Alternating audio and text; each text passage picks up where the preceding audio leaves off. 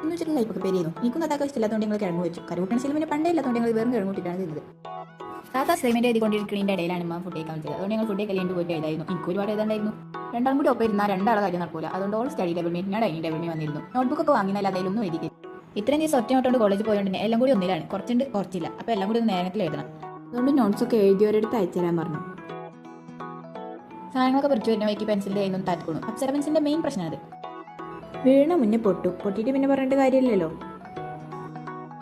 ആദ്യത്തെ കലാപരിപാടി എല്ലാം കൂടി ഒന്ന് പരത്തിയിട്ടാണ്. എൻ്റെ പെൻസിലൊന്ന് കുറിപ്പിച്ചെടുത്തു. ഞാൻ വേറെ പെൻസിൽ എടുക്കാൻ വെച്ചിട്ടാണ് പോക്കറ്റിൽ മൊത്തം വെച്ചിട്ട്. ഇതൊക്കെ ഞാൻ ഇപ്പോൾ കൊണ്ടുവന്നല്ലോ കേട്ടോ. ഞാൻ ഒരു പേനയിട്ടാണ് പോയത്. അത് ഞാൻ ആവശ്യമുള്ളത് മാത്രം പറ്റിയിട്ടു. ഇങ്ങോട്ട് പോയി ആവശ്യമുള്ളത് മാത്രം. തുടക്കമൊക്കെ അല്ലേ നേരത്തിൽ വൃത്തിയിൽ തുടങ്ങാൻ വിചാരിച്ചാൽ മാർജിൻ എടുത്തൊക്കെ ഒരു ചടങ്ങാണ്. മാർജിനൊക്കെ ഭംഗി കൂട്ടിയിരിക്കുമ്പോൾ എഴുതാനുള്ള ഇൻട്രസ്റ്റ് ആണ് പോയി കിട്ടും. അതുകൊണ്ട് പിന്നെ എളുപ്പ വഴിയില്ലല്ലോ. നമ്മൾ മറ്റേ വരട്ടാളെ പേജൊക്കെ എടുത്തിട്ട് മടക്കി പിടിക്കുക. അതിന് സൈഡിലൊന്നും കൈ വെച്ചിട്ട് പെൻസിലോണ്ട് ഇങ്ങനെ വരട്ടാൽ മതി. സ്കെയിലിൻ്റെ ആവശ്യം കൂടിയില്ല. കിട്ടിയതിൻ്റെ ഒന്ന് തിരിച്ചു മടക്കിയാൽ നല്ല വൃത്തിക്ക് കിട്ടും. സംസാരിച്ചൊന്ന് സമയം പോയി. ഞാൻ എടുത്തിട്ടോ. ബൈ.